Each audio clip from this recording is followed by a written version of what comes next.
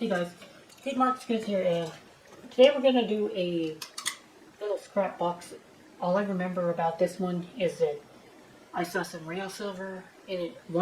A compote dish I know would go for about 30 to 40 bucks, so I gave it a shot, and it didn't go too high. Pretty sure I'm in this one less than 100, so should be an interesting box. I don't think that the rest of the box is that great, but yeah, we'll take a look at it. This might be the one of the last unboxing videos I do for a little while, because my sales are just been in the toilet right now. It's kind of really demotivating just how bad it's been. Usually I can get a sale a couple sales a week and kind of keep it going, but yeah, it's just been brutal lately, and my motivation to actually list the stuff that I buy has been kind of low.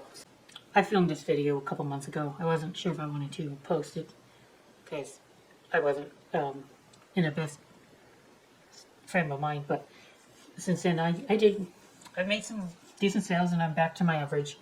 It tends to happen when you kind of get those low moments and things are going slowly. You get a little disenfranchised, especially with how the economy is looking. I wasn't particularly happy that day, but yeah, I've gotten some decent sales again. I've noticed that people aren't really making bigger sales, so I've had to scale it down. So I've been looking through a lot of old jewelry that I've owned and been listing smaller boxes of flatware. Yeah, that's kind of kept me a little bit treading above water. Let's look at the box now. So I think I could take a little bit of a breather on buying new stuff. I'm just not going to let the channel die or anything like that, but I have to back off a little bit to figure out other content to do other than unboxings. And yeah, I've really liked online poker, and so I feel like doing a little bit more of that lately. Get an itch to scratch once in a while. Yeah, let's go take a look at the box though. About 35 pounds. I'm going to try to keep it under $3 a pound, or else I'm just going to be royally screwed when it comes to trying to recoup anything off the box, really.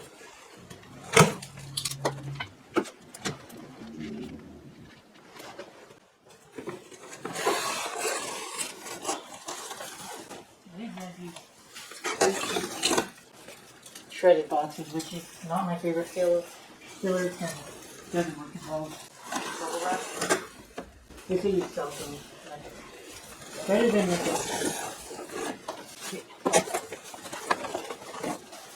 Right off the bat, I see it already. Right here. I'm positive it's sterling silver. Looks like it's Rogers. Again, it's smaller than I was hoping for. So you still got a good ounce. No, probably closer to 2 ounces of silver on something like this. So 40 bucks at current prices. Okay.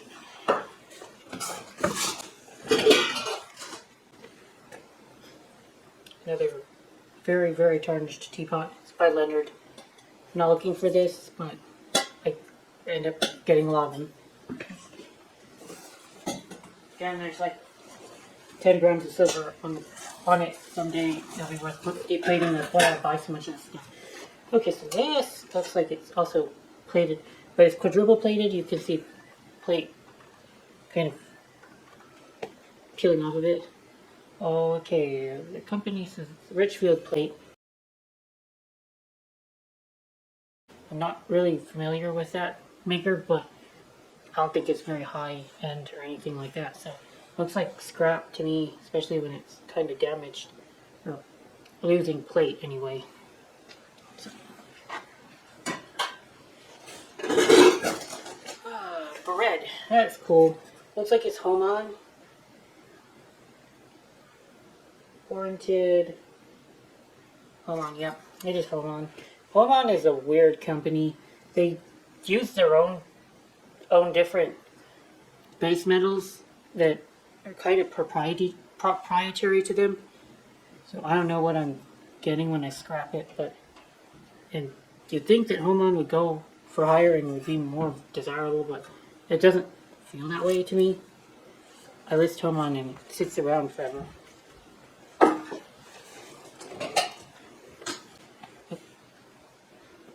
Yeah. Okay, so we found one piece of sterling, which is always a good sign. I was hoping that this was also sterling, but it feels way too heavy to be sterling. Reed and Barton, though, it is Reed and Barton, and for some reason it's marked 20.5 with the letter, with an X on it. I don't know what that means, what the 20.5 could stand for. Maybe the internet will tell me, but this is like a, I think they call them porringers, or soup bowls, I think. That's what makes sense to me, given the word porringer. It sounds like porridge, but people use them for coins. Put your keys inside of them. They're kind of neat, kind of desirable. More of that Richfield, it looks like. Yeah. The other piece of the Richfield. This is the sugar bowl. We saw the creamer earlier. Nothing really amazing. This box, from the looks of it. This is made by WMF. It's German. I don't like to try to pronounce the name, but metal is the M in the WMF, and the F stands for factory. So, and the W stands for the city that it's based in. You see a lot of WMF actually, but this is anti-tarnish plate, and it's very thin. It kind of rubs off easily, so it's not very good to scrap, and it doesn't sell very well either. So, kind of whatever. Okay, we've got Oneida, looks like, or something. Leonard. This one's Leonard. This one, I don't know what it is, but it's broken and damaged, so it doesn't matter. These more like what I used to see from the scrap box.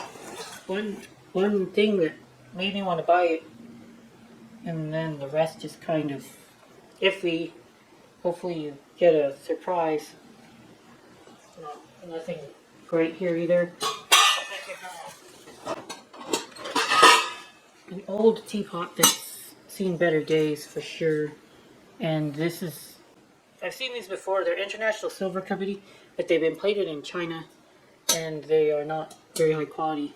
Probably stainless steel as the base metal as well. So, among plate that I find, this is kind of on the lower end.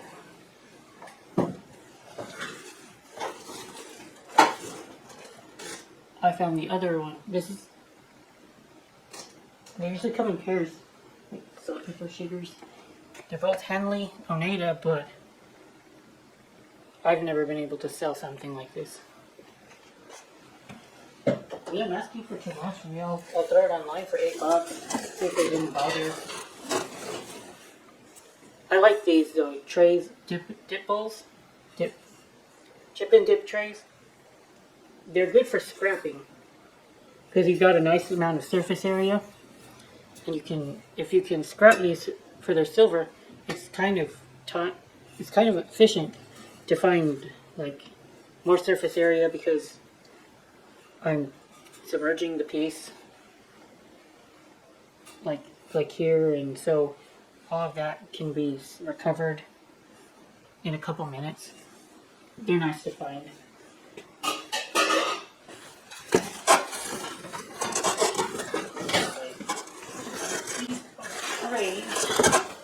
Which also can be scrapped in a bowl here. I think that's a tougher towel, probably. Doesn't make too much of a difference. These are modern pieces, but they're hard to sell. Okay, so this is Reed and Barton Holiday. Again, kind of hard to sell.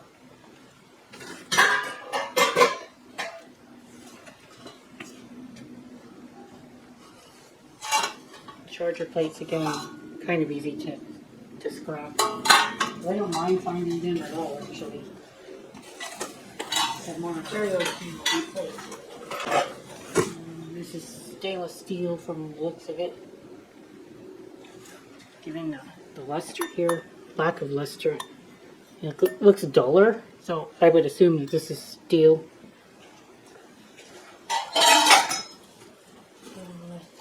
Really not much else to say about the box.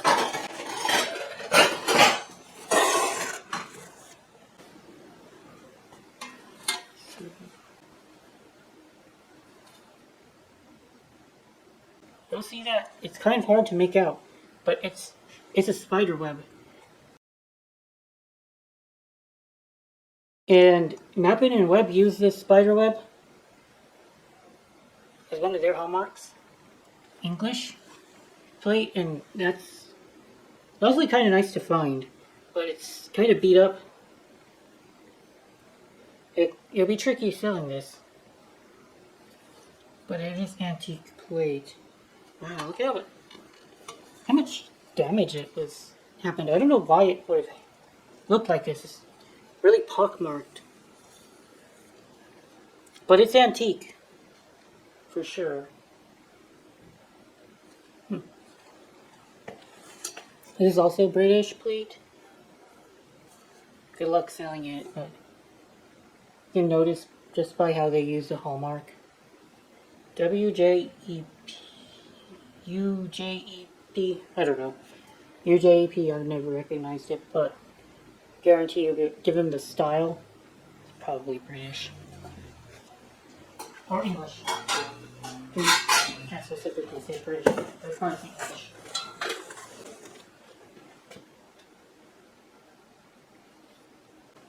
Because Britain counts for more than just England. Okay. Nothing majorly cool with this. Just a vegetable dish that's fairly hard to sell, but at least it's got copper as a base metal and you can scrap it pretty readily. Yeah, probably get scrapped by me.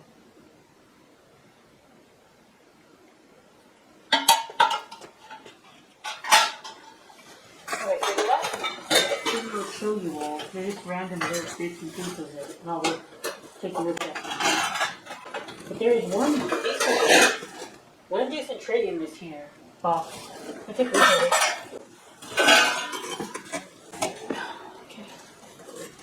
It's heavy enough positive that it's plate. It's like a maker. Okay, the feet are still intact. It's good. Very good. And there's always that very small chance that you stumbled upon 800 silver with a tray, but I don't think today is that day. But I'm looking for a hallmark and I can't find one.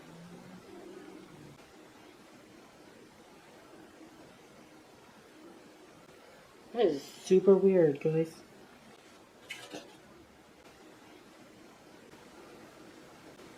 No hallmark.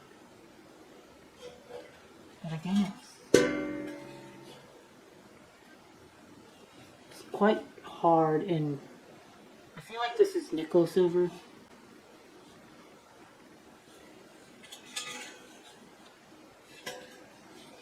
Trying to see some of the plate loss here.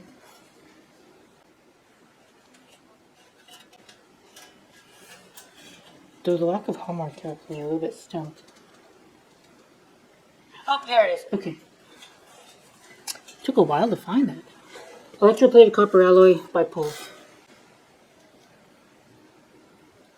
1500 as the number. Alright guys, well that's it for today's video. Again, I got a decent amount of scrap. Half of the box's value was in the sterling compote over here, and I didn't pay that much more than 40 plus the shipping. Most of the cost in, well, not most of it, but a good chunk of the cost of bulk scrap boxes are in the shipping cost. So keep that in mind if you buy one of them. I would say, realistically, the valuable pieces are the Regan Barton, Oranger, the Sterling, and the PCA tray. By pool, you might get $30 for the tray. On a good day, I have to look up the value of the Oranger, but probably around 20. And the rest of the scrap can easily be cleaned. Homan, I really like Homan, and they were very nice, but the market is just so brutal for Homan. Alright guys, that's it for today's video, and thanks for watching. Good Marks, get out.